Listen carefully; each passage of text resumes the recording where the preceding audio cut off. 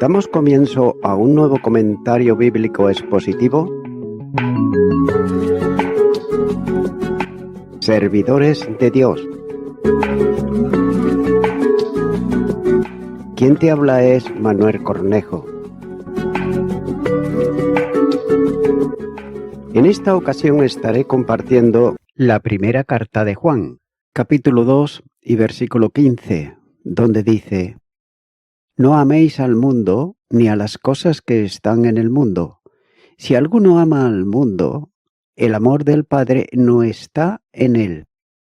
La conducta cristiana se manifiesta en una separación del mundo, ya que luego de la enseñanza sobre lo que expresa una auténtica vida cristiana, para enunciar el primero de los 3 imperativos que aparecen en la epístola, ya que éste alcanza y comprende a toda la familia de Dios y a los que el apóstol llama hijitos.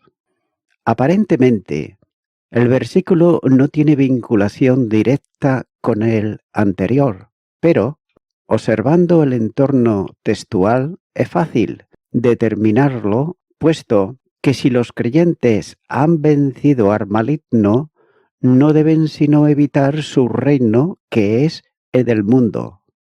Y el término aquí se refiere al sistema organizado por Satanás, en oposición a Dios, cuya cabeza es el mismo maligno.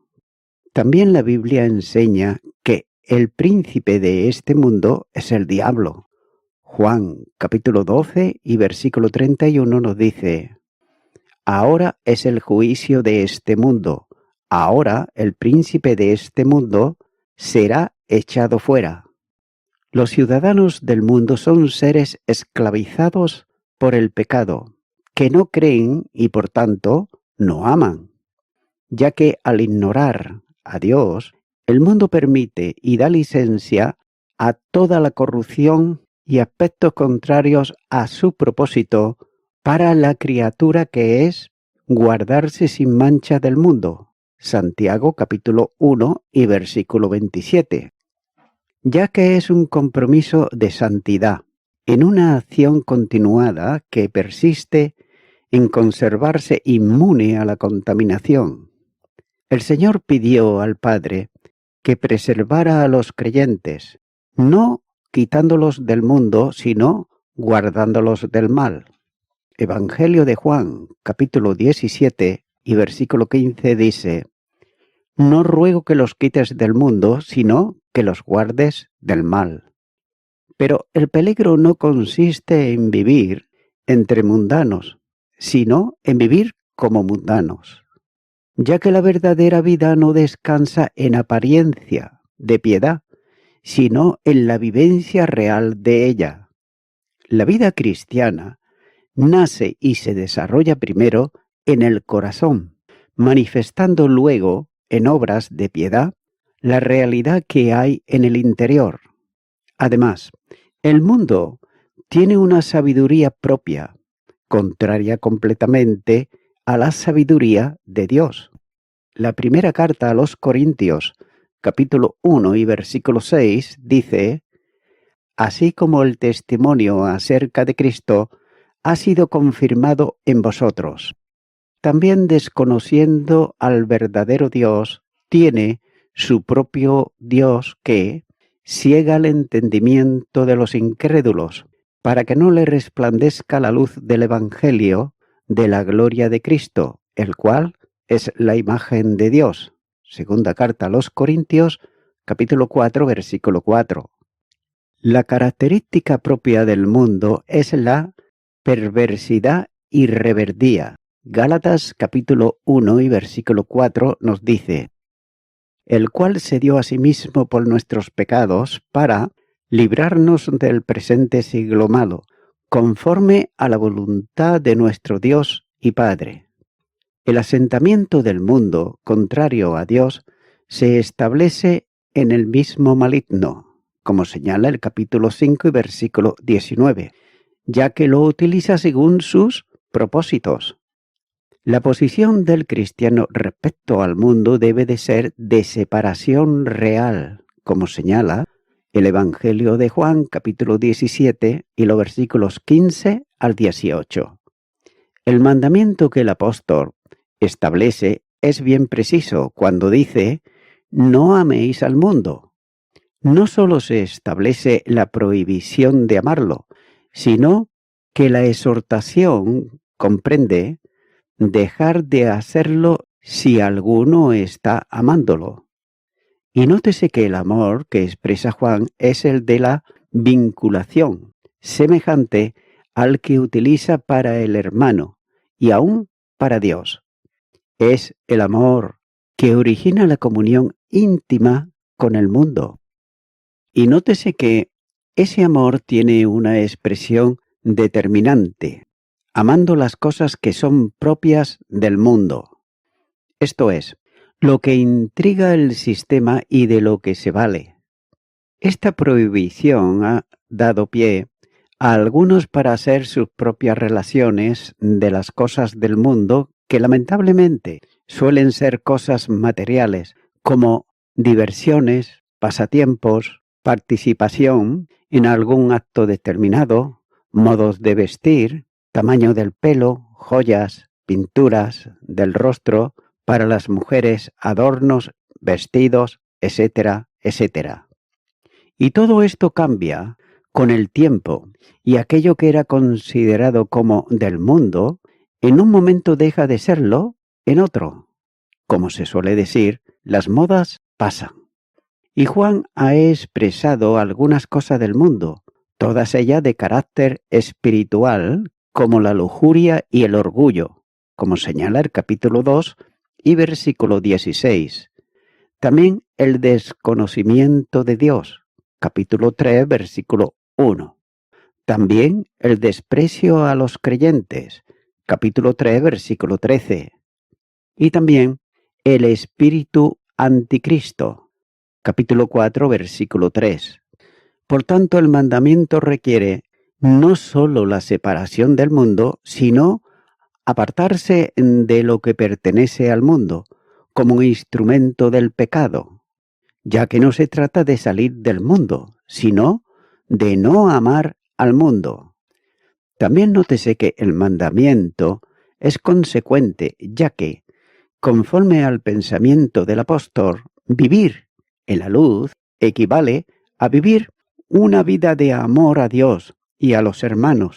Por consiguiente, amar al mundo es incompatible con vivir en la luz. El amor a Dios es totalmente exclusivo y por consiguiente no se puede amarle a Él y amar a lo que es totalmente contrario y opuesto a Él. Y Jesús enseñó precisamente esta verdad cuando dijo: ninguno puede servir a dos señores, porque o aborrece a uno y amará al otro, o estimará a uno y menospreciará a otro. Mateo, capítulo 6, versículo 24.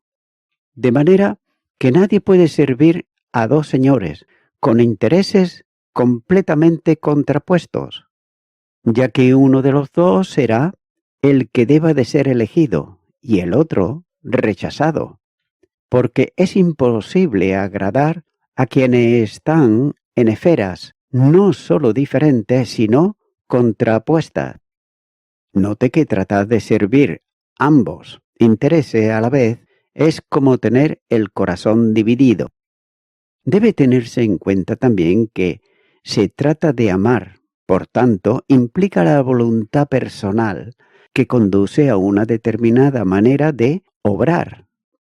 En el desarrollo de la vida está condicionado el pensamiento y a los afectos íntimos del corazón, que se orienta hacia una determinada esfera, que son antagónicas entre Dios y el mundo. Por tanto, la imposibilidad de estar en ambas a la vez es totalmente imposible. No se puede tener el corazón al mismo tiempo en Dios y en el mundo y sus cosas, de modo que solo puede entregarse a uno de ellos. El mundo es el lugar de desarrollo de vida del no regenerado, controlando a la persona y sometiéndola a la esclavitud del pecado.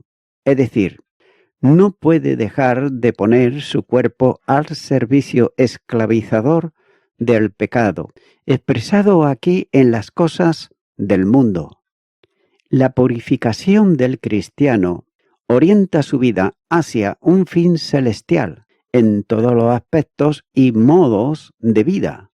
Romanos, capítulo 6, versículo 22, dice: Mas ahora, que habéis sido liberados del pecado y hechos siervos de Dios, tenéis por vuestro fruto la santificación y como fin la vida eterna. Juan hace mención a cosas absolutamente opuestas y en situación de enemistad.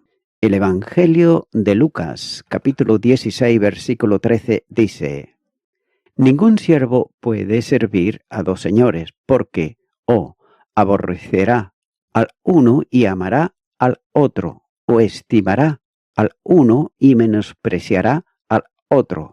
No podéis servir a Dios y a las riquezas. Ya que el sistema del mundo solo ofrece cosas pecaminosas contrarias a Dios y su santidad. De ahí que Santiago escriba y diga: Oh, almas adúlteras, ¿no sabéis que la amistad del mundo es enemistad contra Dios? Cualquiera, pues, que quiera ser amigo del mundo, se constituye enemigo de Dios. Santiago, capítulo 4 y versículo 4. Nótese que la gente no regenerada y los cristianos mundanos acuden a las cosas del mundo para usarlas como un anestésico que amortigüe las penas de una vida vacía y carente del poder de Dios.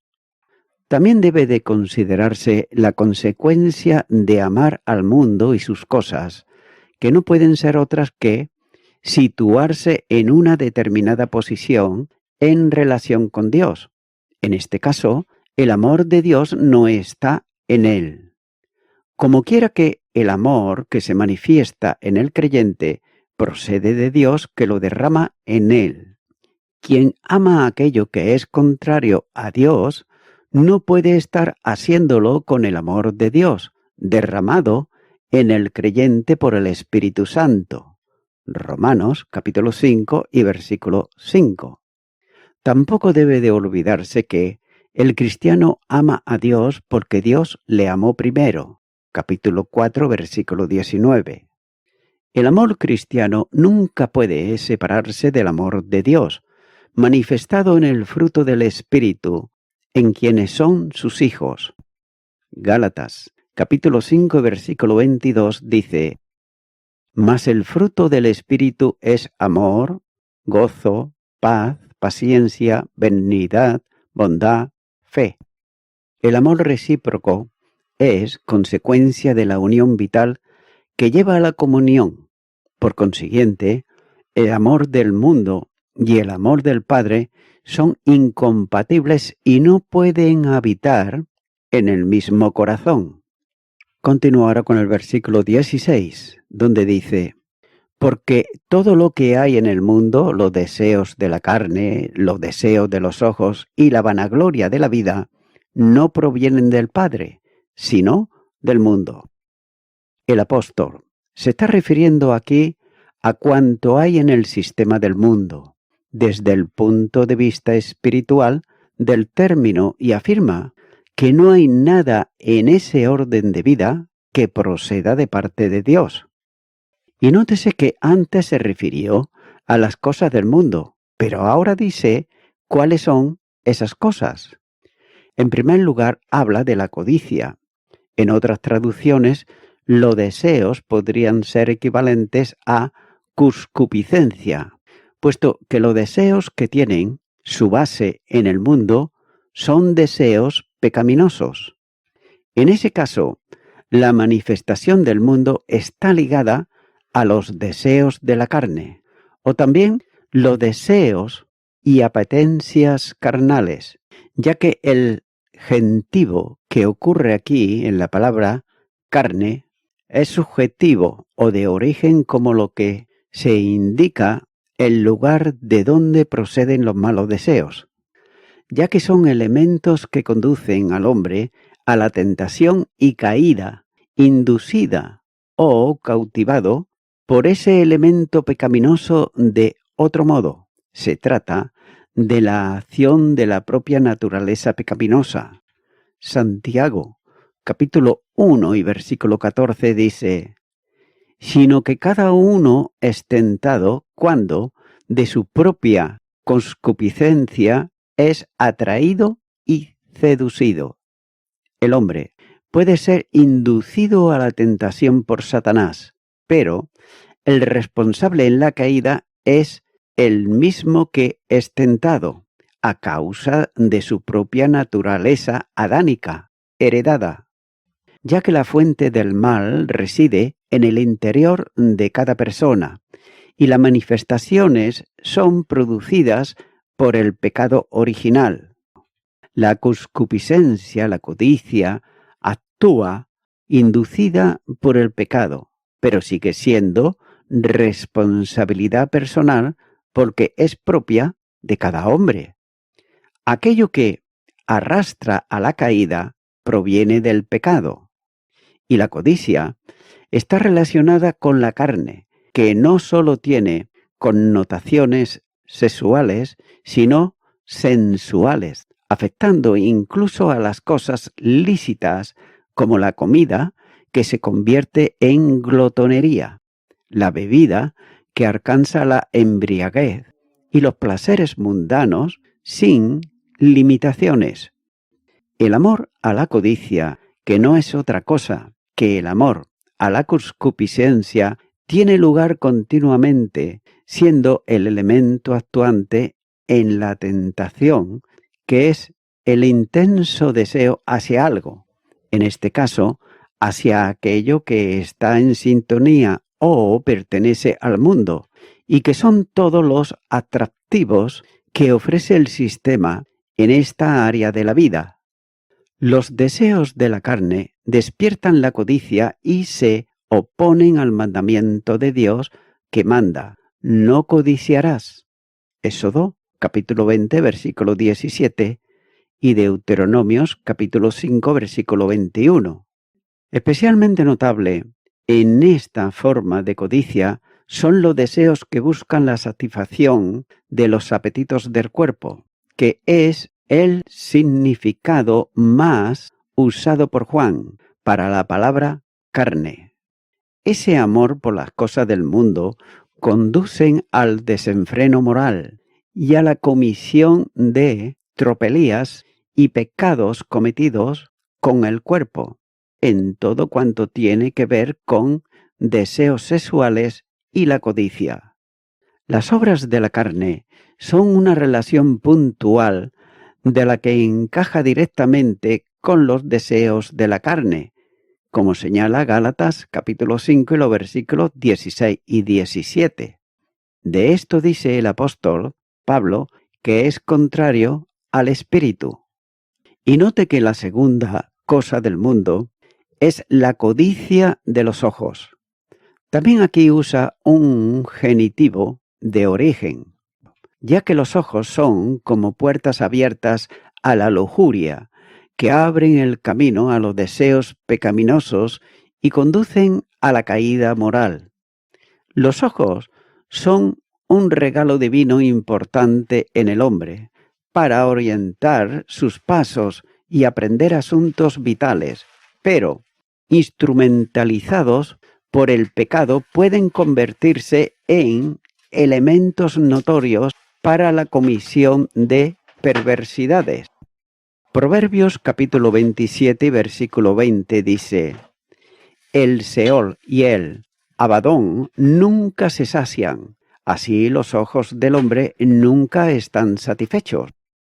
Y también Eclesiastés capítulo 1 y versículo 8 nos dice: todas las cosas son fatigosas, más de lo que el hombre pueda expresar. Nunca se sacia el ojo de ver, ni el oído de oír. Tengas en cuenta que los graves pecados que ocasionaron caídas notables registradas en la Biblia comienzan por una mirada pecaminosa. Así ocurrió, por ejemplo, con Eva, que vio el árbol para codiciarlo. Génesis capítulo 3, versículo 6. Igualmente, también con Acán, que vio las riquezas que Dios había prohibido tomar en la conquista de Jericó. Josué capítulo 7, versículo 21. También pasó igualmente con David, que vio a Bersabé para codiciarla.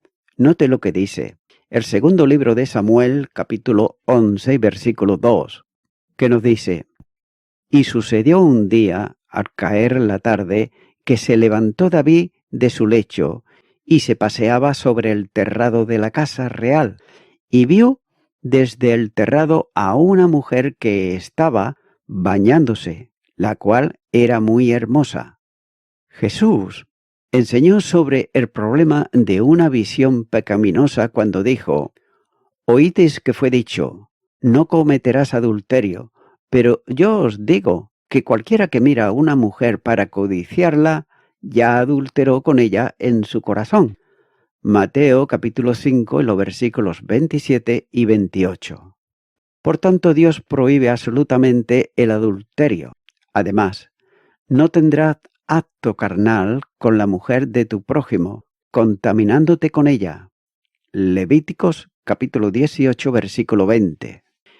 Ya que el adulterio producía un estado de inmundicia, contaminación entre los adúlteros, y está sujeto al juicio de Dios, siendo tan grave que es uno de los pocos que tenía en la ley pena de muerte, como señala, por ejemplo, Levíticos capítulo 20, versículo 10, Deuteronomios capítulo 22, versículos 22 al 24, y Juan capítulo 8, versículo 5. El Señor condenó tanto la comisión literal del adulterio como la mirada codiciosa hacia una mujer que no sea la propia esposa. Y debe de considerarse que la Biblia da testimonio de Job, de un hombre perfecto y recto, temeroso de Dios y apartado del mal. Job capítulo 1 y versículo 1. Que tenía esmerado cuidado con las miradas codiciosas porque sabía hasta dónde conducían. Como nos dice: hice pacto con mis ojos, ¿cómo pues había yo de mirar a una virgen?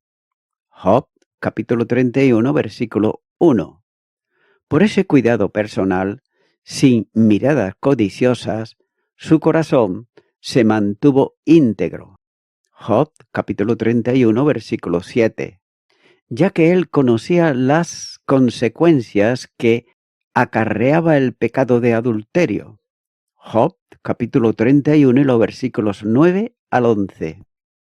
Normalmente los pecados de este tipo comienzan por una mirada codiciosa que activa la concupiscencia del corazón, de donde salen los malos deseos que procurarán ejecutarse y en muchos casos llegarán a hacerse realidad.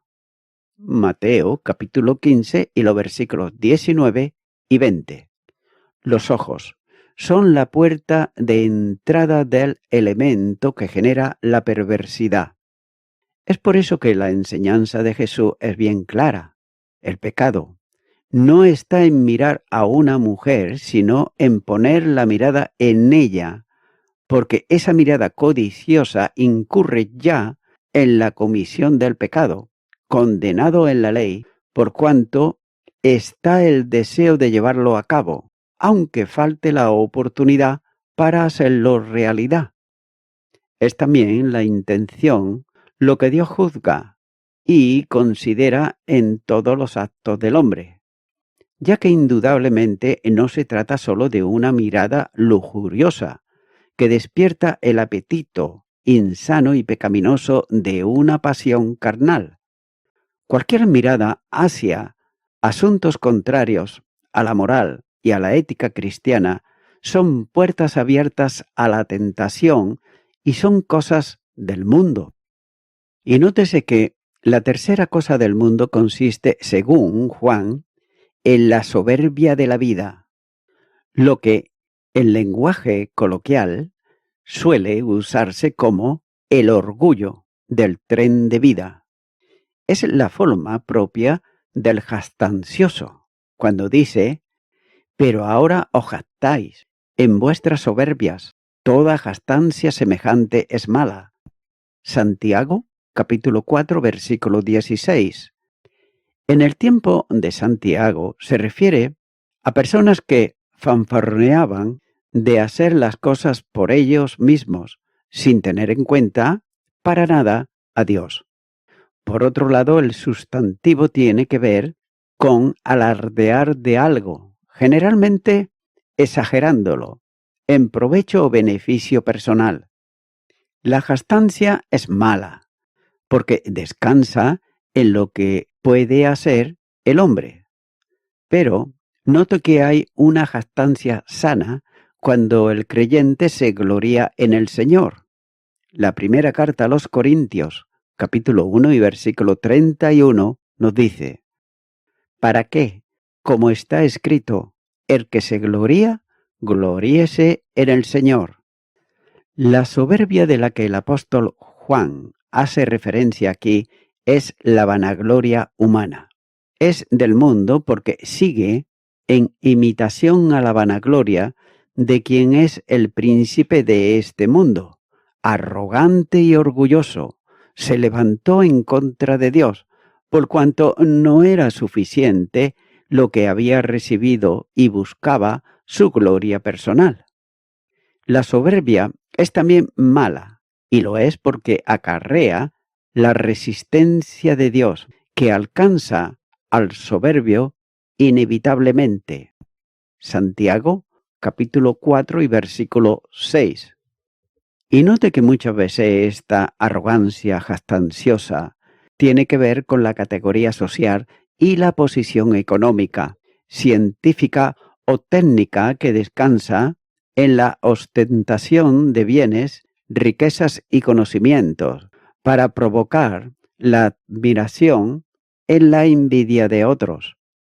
Este amor a las cosas del mundo ocupan en ocasión la mente del creyente mundano. El deseo de ostentación personal alcanza cada vez más líderes en la Iglesia, que se vanaglorian de la dimensión de sus iglesias, de los títulos académicos que poseen, de las capacidades personales para hacer esto o aquello, ignorando por otro lado que todo cuanto tienen lo han recibido del Señor. De ahí que el apóstol Pablo diga: porque ¿quién te distingue? ¿O qué tienes que no hayas recibido? Y si lo recibites, ¿por qué te glorías como si no lo hubieras recibido? Primera carta a los Corintios, capítulo 4, versículo 7. Cada vez más existen grandes en la Iglesia y faltan más siervos. También nótese que el apóstol hace una afirmación precisa cuando dice: no proviene del Padre sino del mundo. Lo que tiene que ver con los pecados reseñados, las cosas que son verdaderamente del mundo, provienen del diablo y no de Dios. De modo que guiarse por los criterios del mundo es oponerse a la voluntad de Dios, ya que en muchas ocasiones vanagloria se reviste de piedad, como ocurre con quienes se sienten orgullosos de ser defensores de lo que se llama sana doctrina, de la ortodoxia, de las prácticas religiosas, de la nobleza, de su ascendencia denominacional, de santidad práctica, etcétera, etcétera. Pero note que tales personas se sienten infatuadas por estas cosas, considerándolas como asunto personal y enorgulleciéndose de ellas. Y voy concluyendo con esto. Juan dice que no nos atrevamos a amar al mundo. Muy bien, ¿y qué significa eso? Note que comprende que en la Escritura usan el término mundo en varios sentidos, ya que puede significar el planeta, el ambiente creado por Dios. También se puede referir a las gentes que habitan en el planeta. Por supuesto que el mundo, en estos dos sentidos, es bueno, ya que Dios y nosotros ama nuestro planeta y a su gente. Pero Juan usa aquí el término en un tercer sentido para expresar la manera en que el pecado pervierte los deseos humanos y la relación humana a las situaciones de la vida. El mundo, en este sentido, es lo opuesto a los valores del cielo. Es por eso que Juan ilustra lo que él quiere decir con el término mundo, identificando tres maldades mundanas que salen del corazón pecador humano: los deseos de la carne, la codicia y la soberbia, ya que todas estas acciones son impulsadas por los deseos malvados y todas están en conflicto con la palabra de Dios. Es por eso que, mi amigo o mi amiga oyente, si tú hasta ahora has seguido los deseos del mundo, pues como dice la palabra de Dios, los deseos del mundo están dirigidos por el propio Satanás.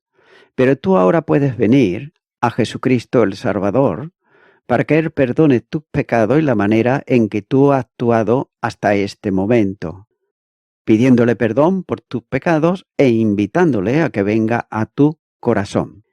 Y no esperes saber toda la Biblia, no esperes entenderlo todo, solamente entiende una cosa, que eres pecador y necesitas de Jesucristo el Salvador. De manera que voy a estar haciendo una oración. Repite conmigo y di: Señor Jesucristo, te quiero decir que hasta ahora he seguido los deseos del mundo, pero quiero pedirte perdón por todos mis pecados. Me arrepiento de ello y ahora te recibo como mi único y suficiente Salvador. Gracias te doy. En tu nombre. Amén.